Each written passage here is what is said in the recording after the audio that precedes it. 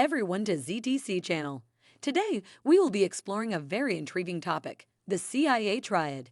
Let's take a deep dive into understanding what this is all about and the implications that it has for security and safety. The CIA Triad is an information security model, which is widely popular. It guides an organization's efforts towards ensuring data security. The three principles, confidentiality, integrity, and availability, which is also the full for CIA in cybersecurity, form the cornerstone of a security infrastructure. In fact, it is ideal to apply these principles to any security program. To have a better understanding of how the CIA Triad works in practice, consider an ATM that allows users to access bank balances and other information. An ATM incorporates measures to cover the principles of the Triad.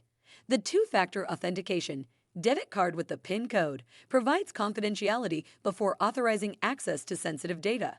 The ATM and bank software ensure data integrity by maintaining all transfer and withdrawal records made via the ATM and the user's bank accounting. The ATM provides availability as it is for public use and is accessible at all times. Let's discuss more about CIA. Confidentiality involves the efforts of an organization to make sure data is kept secret or private. To accomplish this, access to information must be controlled to prevent the unauthorized sharing of data, whether intentional or accidental.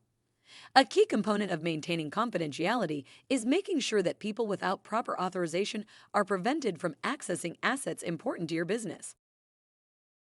Data integrity refers to ensuring that data is authentic and has not been tampered with.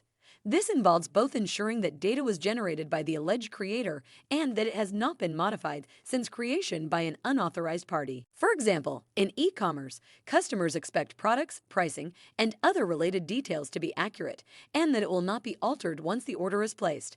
Similarly, in banking, a sense of trust regarding banking information and account balances has to be established by ensuring that these details are authentic and have not been tampered with.